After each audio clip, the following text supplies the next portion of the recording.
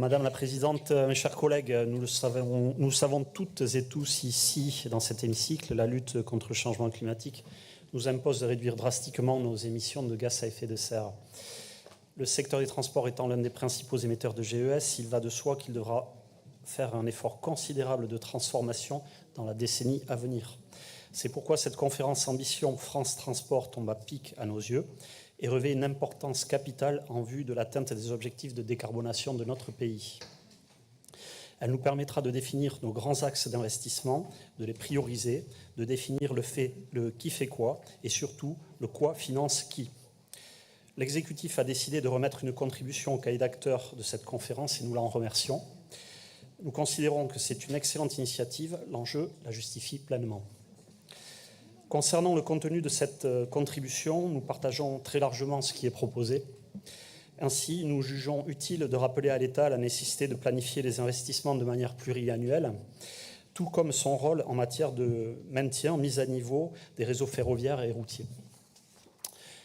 Nous voyons aussi d'un bon œil les suggestions de ressources fiscales nouvelles, notamment en faveur de la région, dont les actuelles sont amenées à s'assécher.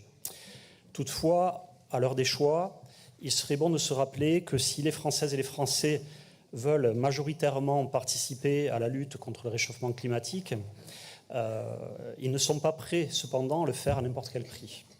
Rappelons que certains ont marqué leur mécontentement à l'égard d'une fiscalité qu'ils ont jugée punitive ou à l'égard de mesures qu'ils ont jugées discriminatoires, à savoir les bonnets rouges, on en parlait, contre l'écotaxe en Bretagne, les gilets jaunes contre la hausse de la TICPE, les habitants des zones rurales contre les ZFE. Pour éviter ce genre de réaction négative à l'avenir, il nous faudra tirer les enseignements de ces échecs et ne plus omettre de proposer en parallèle de nos politiques publiques des mesures d'accompagnement nécessaires dans un souci de justice sociale ou encore des solutions alternatives qui permettraient sans doute une meilleure acceptation de nos décisions. A contrario, d'autres ont marqué leur mécontentement contre de grands projets d'infrastructures qu'ils ont jugés inutiles, à savoir les zadistes à l'aéroport de Notre-Dame-des-Landes, les opposants au LGV du Sud-Ouest, les opposants à la 69 dans le Tarn. Certainement que des politiques fondées sur la notion de résilience plutôt que sur celle de développement auraient eu plus de succès à leurs yeux. En revanche, personne ne s'est plaint du renfort d'offres TER, notamment dans notre belle région. Bien au contraire, beaucoup en réclament davantage. Écoutons donc nos concitoyens. Écoutons aussi M. Farandou, le président de la SNCF, qui nous alerte sur l'impérieuse nécessité de focaliser nos investissements sur le réseau ferroviaire classique qui menace de s'effondrer dans un avenir proche.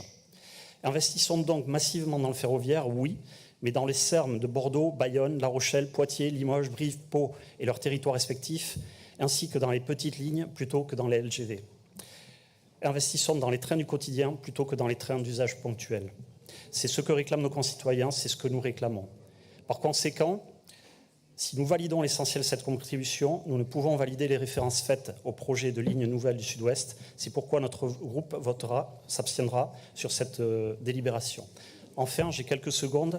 Avant de terminer mon propos, je voudrais remercier l'exécutif d'avoir rappelé dans cette contribution la nécessité de développer de nouveaux dispositifs pour les autocars permettant de détecter la consommation de stupéfiants.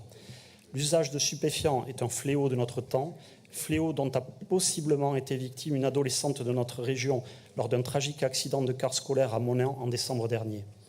Permettez-moi d'avoir une pensée émue pour elle à cet instant, ainsi que pour sa famille et ses proches. Madame la Présidente, chers collègues, je vous remercie de votre attention.